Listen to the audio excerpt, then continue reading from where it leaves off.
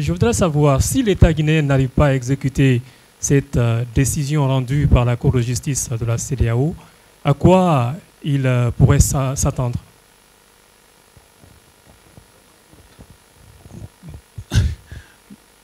Comme je vous l'ai dit tout à l'heure, Maître Berete l'a rappelé tout à l'heure, nous sommes des avocats, nous n'avons pas d'armes de guerre. Nous avons la loi.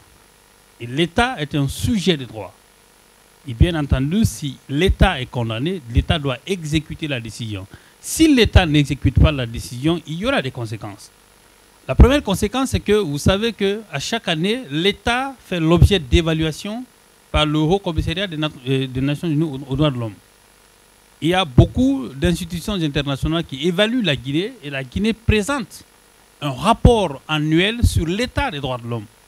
La question, en tout cas, on est en train de parler d'un ancien Premier ministre, d'un ancien ministre de la Défense, des gens qui ont quand même incarné des institutions de la République de Guinée qui font l'objet de détention arbitraire et qui obtiennent des décisions qui ne sont pas exécutées.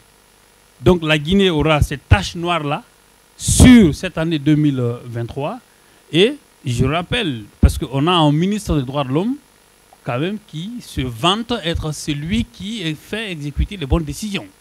Alors on verra, et je crois que vous, journalistes, vous êtes là, vous aurez l'occasion d'interpeller non pas le ministre de la Justice, mais le ministre des droits de l'homme sur la situation des citoyens guinéens qui ont bénéficié d'une décision de mise en liberté. Voilà. Maître Berete. Moi, je réponds aux frères. Est-ce que vous voyez les conséquences que si une décision est rendue, on n'a pas besoin de dire qu'on doit exécuter? Alors, dans ces cas, la gendarmerie, la police, la justice, on doit fermer.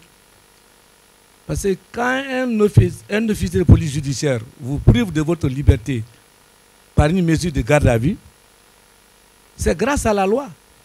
Mais si la loi est rendue, l'OPJ là-même ne veut pas respecter la loi. Alors pourquoi? Vous voyez les conséquences? On va rentrer dans une période de non-droit. Il ne faut pas on n'est pas aussi... L'État n'est pas voyou, c'est le mot. Il faut qu'on cherche à soigner l'image maintenant de la transition de la Guinée. On vient d'interpeller quelques journalistes. Alors, si une décision est rendue, on refuse d'exécuter. Alors, ça veut dire mieux vous laisser la Guinée, parce qu'il faut avoir peur de la Guinée. Que Dieu nous en garde. On ne va pas en arriver là. Je crois qu'eux aussi, ils n'ont qu'à se plier, parce qu'on ne peut pas continuer à se battre. Même les jeunes juges, là, ils ont besoin de rentrer dans l'histoire désormais. Ils ont leur carrière devant. Et Maître vient de rappeler qu'on a un ministre des droits de l'homme. Il est tout sauf ministre des droits de l'homme. Je vais le notifier la décision. S'il est à la hauteur de ses ambitions, il n'est pas là au service de la transition. Monsieur Saloret, voici un arrêt de la Cour communautaire. Exécuté. Arrêtez beaucoup de bruit. Il faut faire le sérieux. Je vous remercie. J'ajouterai une petite chose. Tout à l'heure, je me suis amusé à vous lire des textes, des articles.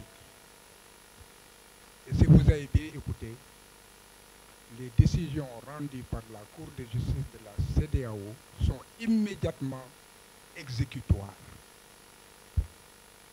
La CEDEAO s'adresse à des États. Et les droits de l'homme, c'est des individus qui sont protégés contre les États.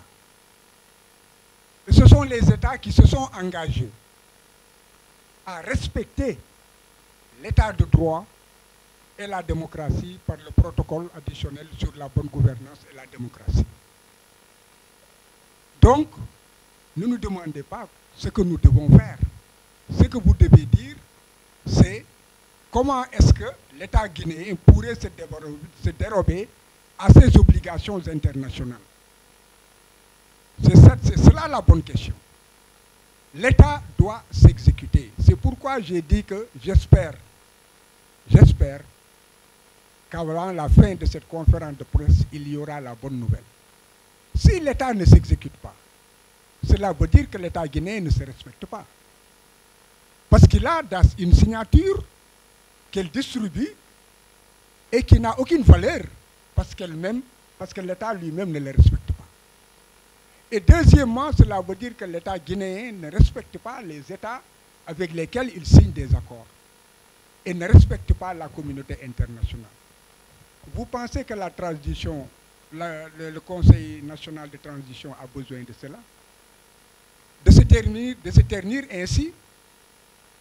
Non, je ne le souhaite pas et je ne le pense pas. Et, par ailleurs, vous pensez que les États s'amusent à mettre en place des institutions sans avoir les moyens de coercition nécessaires? Il y a énormément d'institutions de la communauté. Si vous lisez le traité révisé de la CEDEAO, vous verrez toutes les institutions qui ont été mises en place. Et ces institutions sont chargées de faire respecter par les États les décisions qui sont rendues par la communauté. Donc faisons confiance aussi en ces institutions.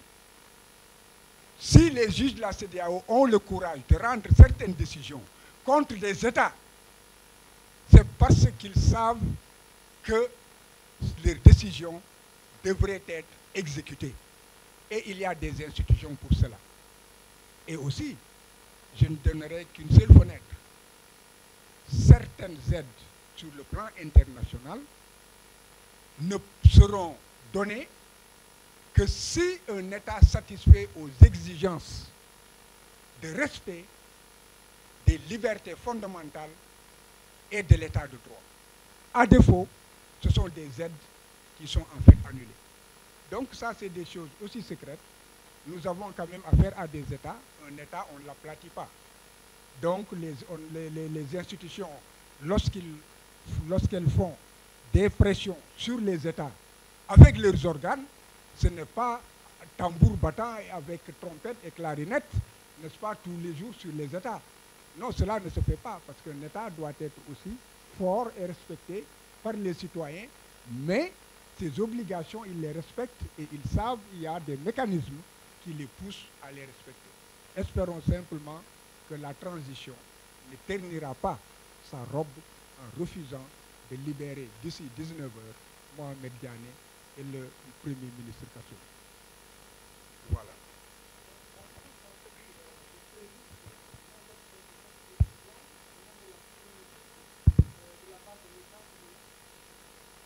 Vous savez, j'ai dit que les pays africains ont des abcès. Et je rappelle que les présidents de la République, qu'ils soient de la transition ou d'une République démocratique élue, ce sont eux qui sont les gardiens de la Constitution. Et les lois sont supérieures aux institutions, aux personnes morales et aux personnes physiques. Que par voie de conséquence, c'est à eux de veiller à ce que des hommes qu'ils mettent en place ne sabordent pas les institutions et sapent la paix et la sécurité des individus et des peuples. Et ces abcès, je les ai nommés. C'est les ministres de la Justice. Quand un ministre de la Justice ne respecte pas l'état de droit, il appartient au président de la République de le dégommer et de mettre quelqu'un qui respecte l'état de droit, parce que la propre sécurité du président de la République dépend du respect de la loi, dépend du respect par le peuple des lois qui sont posées et qui tracent les objectifs démocratiques et la mise en œuvre des moyens pour effectivement la paix et la stabilité dans une nation. Donc, un ministre de la République, de la Justice, qui ne respecte pas l'état de droit, il appartient au président de la République qui l'a nommé de le dégommer et de chercher quelqu'un qui lui permette effectivement d'assurer une bonne gouvernance. C'est aussi des procureurs de la République et des procureurs généraux. Aujourd'hui, qu'est-ce qui retient le Premier ministre Mohamed Diané et Oye en prison? C'est un mandat de dépôt du procureur de la République. Et malgré que les juges aient demandé qu'il soit libéré, ils refusent d'aller lever ce mandat. Donc, qu'on le dise ou non, il sème la pagaille dans la République. Le président doit le forcer à le respecter ou bien le démettre, de mettre quelqu'un qui effectivement respecte la loi, respecte les citoyens et respecte les décisions de justice. c'est des abcès qu'il faut crever. Donc, aujourd'hui, je dis que le président comment dirais-je, le colonel Mamadi Doumbouya, que je respecte beaucoup, est au courant de la décision. Il lui appartient de choisir que la Guinée soit une risée de la communauté internationale et que le peuple guinéen n'ait plus foi en la justice, n'ait plus foi aux libertés fondamentales, ou bien que le peuple de Guinée ait l'espoir qu'il y a des dérives, mais qu'en tout état de cause, nous pouvons avoir espoir à ce que ce peuple ira de l'avant et respectera les libertés, la démocratie, la dignité humaine. C'est ce que je souhaite.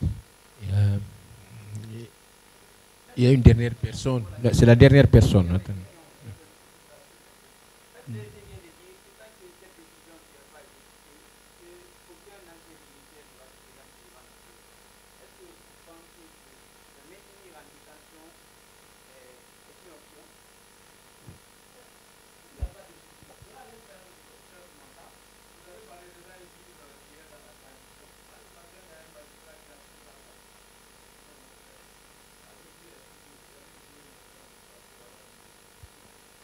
Vous parlez de mon expérience, je viens de la Mauritanie. Le collectif des avocats du président, de l'ancien président de la République, Mohamed Abdelaziz, nous avons décidé collectivement de quitter l'audience définitivement. Pourquoi? Parce qu'il y a eu tellement de violations des règles de procédure et des comportements qui font que nous sommes convaincus que nous ne sommes pas devant une justice impartiale et équitable, que nous avons le devoir de ne pas légitimer une décision de justice qui est déjà prise. Il y a des moments où les avocats, les juges ont besoin des avocats pour légitimer, donner une crédibilité à leurs décisions. Et si, en fait, nous sommes dans cette situation, il est clair qu'ils connaîtront le caractère des avocats. On leur laissera, eux, assumer leurs décisions sans aucune crédibilité. Donc, il faut comprendre le sens de ce que mon confrère a dit. Et déjà, dans mon intervention, je vous ai dit qu'il appartient aux juges de prendre leurs responsabilités. Le procès est inéquitable dès l'entame, parce que la présomption d'innocence a été violée, parce qu'ils ont été condamnés déjà par le procureur de la République qui est tout puissant et qui refuse d'exécuter les décisions de justice. Donc, avec la décision de la CEDEAO qui s'impose à eux, s'ils ne l'exécutent pas, je crois que nous n'avons pas à légitimer, n'est-ce pas, une justice qui déjà, une justice, mon confrère le dit, de la transition, ou en tout cas une justice qui, dès le départ, est inéquitable et une justice qui ne serait peut-être pas indépendante. Voilà. Voilà.